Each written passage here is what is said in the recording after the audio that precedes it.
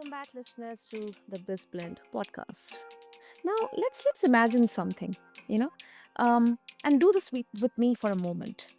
You, um, as a listener, not as a listener, but part of this circle. When where conversations they go beyond trends and touch the places where business, health, and human experience meet. Now, we are going to step into something very interesting here today on this blend. It's a new frontier in holistic health, neurologically informed chiropractic care.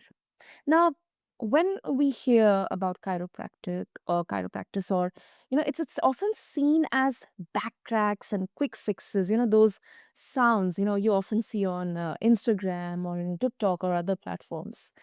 But what if I told you it's evolving into something far more sophisticated?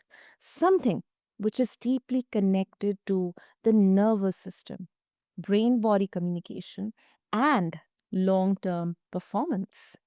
Listeners, my guest, Dr. Brian Donovan, founder of Neurochiropractic in Brooklyn, has built his career at the crossroads of evidence based science and holistic healing. Well, he's not adjusting just spines, he is reshaping how we think about health, resilience, and the stories our bodies carry. So, all of you, lean in because this isn't just a talk about posture or pain. It's about rewiring how we live in our bodies, how we show up in our businesses, and how we sustain the energy it takes to lead, create, and grow. So, Dr. Brian, welcome to the show. And as always, it is such an honor to have you here with us. Yep. Thank you so much. Honor to be here. Superb. Okay, Dr. Brian, let's start with defining the frontier here. Now, when you say that neurologically informed chiropractic care, it's quite a heavy term in there. So, what exactly does that mean? I mean, how is it different from what most people, including me, think of when we picture traditional chiropractic? Right. So neurology is heavily intertwined in chiropractic care. We chiropractors are considered to be neuromusculoskeletal doctors. So that's a three-part component of chiropractic: neuro, muscular, and skeletal. And typically, when people think about the neuro part, they're more thinking of peripheral nerve stuff where you feel like numbness and tingling in your hands or feet. They might be thinking of nerve root in the spinal nerves, thinking of more like weakness or also some of the similar paresthesias. But it goes a little bit more and beyond than that in the diagnostic aspect of chiropractic. We could use neurology to diagnose things like causes of brain fog, causes of dizziness, even pain. For instance, we could look at the patient's eyes, seeing how well their pupils dilate and constrict. And that could lead us to seeing if they're in a parasympathetic or sympathetic state. Going there, we could find out what is causing that sympathetic state. Usually, what it is tight muscles that were priorly injured and never healed and never fully relaxed, causing them to be in this state of fight or flight or freeze, which is the sympathetic nervous system. So, I use neurology in my diagnostics very heavily, but I also use it in my treatment protocols. People that have tight muscles don't necessarily need to be stretched. Sometimes your muscles are causing themselves to be tight through neurology. Your brain wants them to be tight for a certain reason. And if you go and stretch them, you might be actually causing more harm than good. So, what I do is first diagnose what is the neurological component of why that muscle is tight, and how can I use neurology to then fix it. For a tight muscle, I might actually have the patient strengthen that muscle. The body might be screaming at that patient to further strengthen the muscle, therefore causing it to contract. So that's just one example. It goes much more in depth. I know that was pretty long, but I'm trying to give you the most concise version possible for the listeners. No, that's fascinating, Dr. Brand. That's really, really fascinating. First of all, to understand that how intricately and how um, efficiently, each of the uh, aspect of our entire body holistically, if we see, they're interacting with each other. I mean, they are kind of a department in themselves, but all of these teams or departments, they are interacting with each other. So I think that's a very fascinating aspect of our bodies. Yes. Superb, superb. Now, and also, I mean, if we think it in the context of entrepreneurs and leaders, I think this kind of shift could mean more than just relief. It could mean performance, because neurologically or mentally, I think entrepreneurs, leaders, they have to take a lot. So we'll definitely get to that. But before that, let's understand from the skeptic's view, Dr. Brian, that a lot of people still see chiropractic care as either temporary relief or um frankly something that lacks scientific rigor. So how do you respond to that skepticism when you are introducing this neurological approach? Well, I think that most people don't understand the concept of what being a doctor truly means. They kind of downplay chiropractors and not as not being doctors because they don't go to MD school or don't do a residency. That doesn't necessarily define what a doctor is, though, right?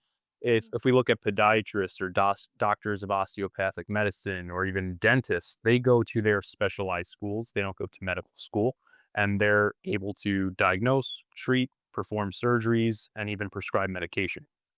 Similarly to chiropractic, I went to 4 years undergrad where I majored in exercise science, did 4 years in chiropractic school, and I'm currently working on my neurology diplomate as well, which is about a 2 year program. So, lengthwise, we're taking about the same amount of courses, and curriculum wise, we're taking about the same amount of credits.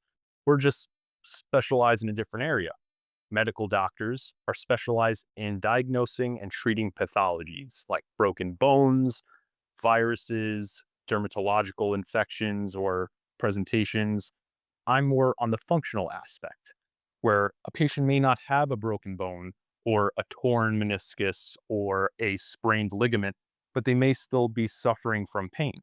And I have to find what in their life or what structural causes are dysfunctional. That's a word that we use quite often in chiropractic, and it's dysfunction. It's not a pathological problem. We don't need to refer them out to the emergency room for surgery. But we need to work with the patient and find out what is in their life leading to these dysfunctions and how can we treat them in office. Understood, understood. Mm-hmm. And uh, have you had have you ever had a skeptic become one of your loyal patients? Like, if yes, then what exactly changed their perspective? Or, any kind of similar Oh, out. yeah. Uh-huh. Oh, yeah. Yeah. I mean, I've had patients just not knowing what chiropractic was. They're like, I don't really know if this works. And I'll use one of my knee patients as an example. 65-year-old female had 30 plus years of knee pain, couldn't walk really well. She was using a walker coming into the office. I basically had a whole treatment plan using different physiotherapy modalities and chiropractic care. About 2 months later, she is at 0 out of 10 pain. She is walking fine without a walker. There is still some gait discrepancies, but in terms of pain, she is completely healed. On her last visit, she actually made my whole office, a bunch of her Trinidadian cultured food, and just to thank. So it was a pretty amazing experience for both of us. And I'm not saying every patient's going to get 100% better in their pain, but if it just goes to show that it definitely works. This patient tried everything. I was about to go into surgery for her knee, and we got her out of that and got her back to living her life. So Super, super. That is really, really, heartwarming. yeah, So, oh, great, great. Especially the Trinidad cuisine that you got to enjoy. it was pilau, chicken pilau, delicious. Oh wow. Yeah, I know there's a lot of similarity between Trinidadian and Indian cuisine. Lot of Mm. I love both. superb. Okay. And also I think this is a very very much, there are a lot of parallels, when we talk about business because not only in health but in business we all hit that wall where we need evidence, whether it's data or it's a report or it's some kind of, customer customer or a feedback before we invest. And it sounds like, it looks like your work is about bridging both the worlds here, science and lived experience. I think that is Right. incredible, Dr. Brian. And let's now talk about the practical applications, especially for high performers. Now, many of our listeners, they are entrepreneurs, founders, executives, business owners, and they are carrying enormous stress. We often say that burnout is inevitable for entrepreneurs, which is actually a huge concern in there. How does neurologically informed care help with things beyond back pain, like decision making or focus or, yeah, even burnout? Right. So your nerves that come out of your spinal column, right? Those are your spinal nerve roots. They won't present with symptoms, and this is how your body is designed. This is backed by clinical research. They won't present with symptoms like numbness, tingling, or pain anywhere in the body until they reach a threshold of function below 60%. So picture your nerve coming out of your spinal column if you can, and it getting slowly compressed. And it's at now 62% function, and you're still not seeing any pain or you're not seeing any, you don't even notice it, right? So you might not notice it in terms of pain or stiffness or paresthesias, but you're still getting 38% less power through that nerve. And that affects your organs. Like, I don't know about you, but the nerve roots that go to my heart, I don't want them functioning at 62%. I want them functioning at 100%, 100% of the time. And that's something to consider when we're talking about, um, this high performance level of being an entrepreneur. I'm an entrepreneur myself. I opened up this business in April, and I'm only 20 years old, so I have a lot of stress as it is. Um, and so, with that being said, you want to make sure that you are the best you can be. And that doesn't just mean getting rid of the pain. You might be an entrepreneur in your younger ages and not have any pain, but you want to make sure that every ounce of that energy in your body is flowing through that spinal cord, coming out of those nerve roots, going to those organs so that your body can, number one, function better, number two, heal better. Because eventually that's going to catch up to you to a point where you start feeling pain, and like I said, that now that's below 60% of functioning of that nerve. And at that point, the damage might already have been done. You might have a full on nerve root compression, a herniated disc at that point, and chiropractic care may not be the best solution at that point. So we have to treat the body as a car. You don't go to the mechanic only when your car is broken down, right? You go get your oil changed, you get your tires rotated, and the body's the same way. We are a giant machine, and we have to treat it as such, taking care of ourselves multiple ways. Yeah, I agree. I definitely agree. And did I hear that right? 20 years old, Dr. Brian. Once 28 years old, yes, 28. Yeah. Wow. That's incredible. That's incredible. That's incredible. Oh, and yeah, I absolutely agree with you. I absolutely agree with you. I mean, definitely it's not one size fits all process, but and I think it's also mirrors business strategy too. Let's say, Dr. Brian, if a busy professional walked into your practice tomorrow, what would the first session look like? So first session always starts with I ask a simple question: what brings you in here today? And usually I'll hear things like, I have pain, obviously, but certain patients come and say, you know what? I just don't feel like I used to feel. I feel like I'm fatigued and I feel like I have brain fog. I feel like I'm anxious. So, right there, that tells me, well, this person's in a sympathetic state. So then I will try to wean out what might be causing this sympathetic state. Are there tight muscles? Are there joint restrictions? Are there compressed nerves? Do we have to take an x ray to see if there's any compression of the disc spaces? What do their eyes look like? Are their pupils completely constricted or are they dilated? Um, when they do constrict, do they constrict fully? Is there any nystagmus? What does their posturing tell me? Are they in this, what we call tech neck, forward shoulder posture, because they're probably at a desk most of their day? And how does that affect their overall health?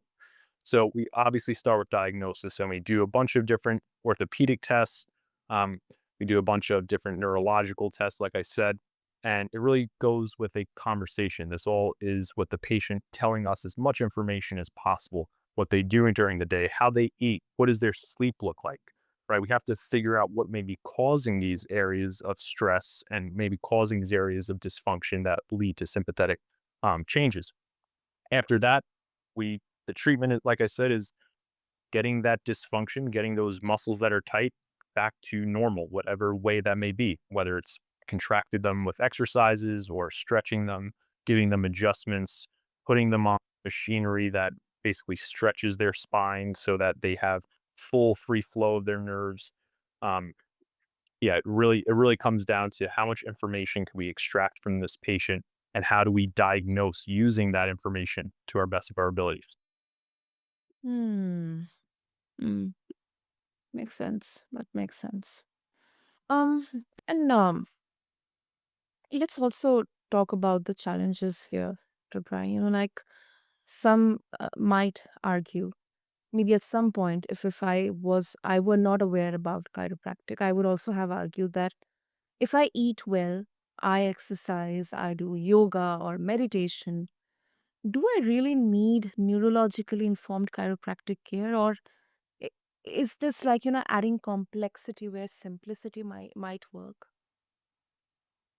Absolutely. So there are a lot of people out there that, do exactly what you said, eat right, yoga, Mhm. stretch, go to the gym.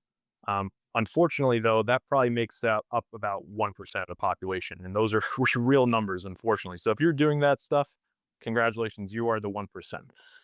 Sometimes people need a passive aspect, meaning somebody doing something for them or to them, like a chiropractor, like a massage therapist, like a physical therapist, right? We need that extra little help.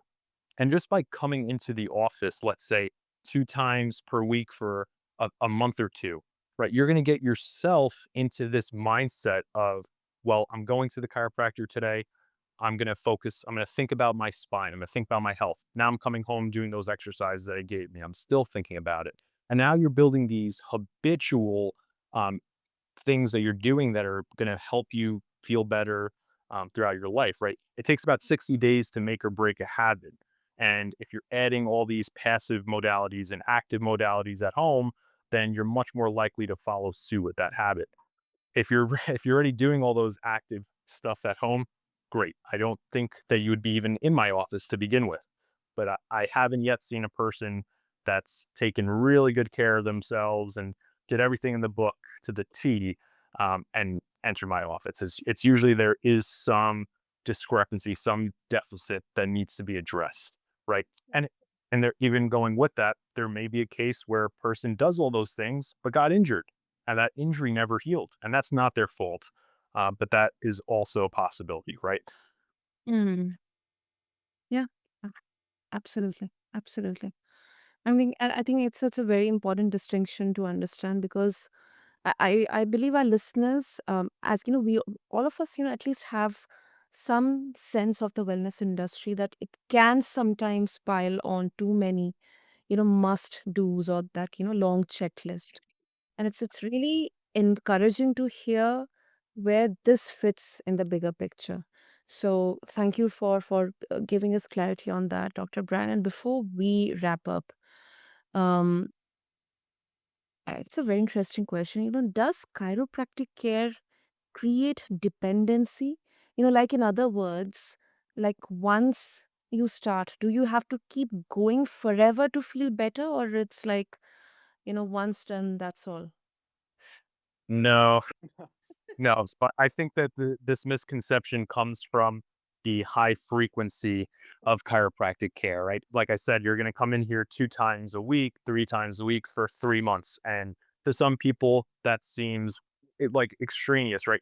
You're coming all these different times, 36 to 40 times, and it does seem like forever.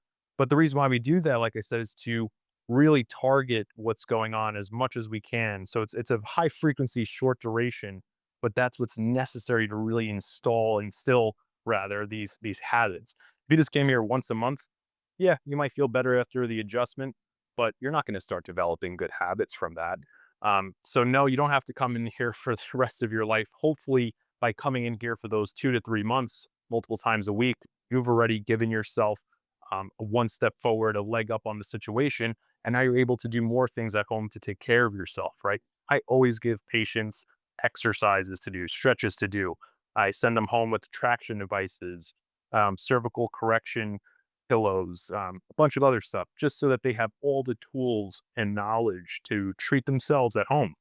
You don't need the adjustment at home. Adjustment is a great tool, but like I said, if they're already taking care of themselves and doing all these different things, they don't need it at that point. And hopefully, they've built up those habits to now they're doing this every day and taking really good care of themselves going forward after our 3 to 2 month visit. Yeah, it is. It is. It is. Great. So, if our listeners they would like to connect with you to uh, gather more, wisdom and also get access to your resources, Dr. Brian, what will be the easiest way? Yeah. You could just check our website out at mybrooklynchiropractor.com. We have a bunch of blog posts, more to come, and you could check out all our different modalities that we use, our different treatment methods, and even check out our location. Yeah, that'd be the best way. Awesome. Awesome. Listeners, I'll make sure to have all the links and details in the show notes for all of you for your easy reference. And as you know, we close down. You know what I'm thinking. I want to express this that um our bodies are not just machines. You know, especially for entrepreneurs and founders, I would say it out loud. Our bodies are not just machines we manage. They are living systems of communication. And what Dr. Brian shared today, it definitely reminds us that health isn't about quick fixes. It's about listening deeply to the whispers, to the signals, rewiring wisely, and honoring the way our nervous system shapes how we lead, work, and live. So, Dr. Brian, thank you so much for this much needed and enlightening conversation and bringing both science and humanity into this discussion. Thank you so much. And to all my lovely listeners out there, I hope you walk away with not just insights, but questions worth exploring in your body and business. Because this blend isn't just about strategies or hacks, it's about blending what keeps us human with what drives us forward. Until next time, this is your host, Sana, signing off. Thank you.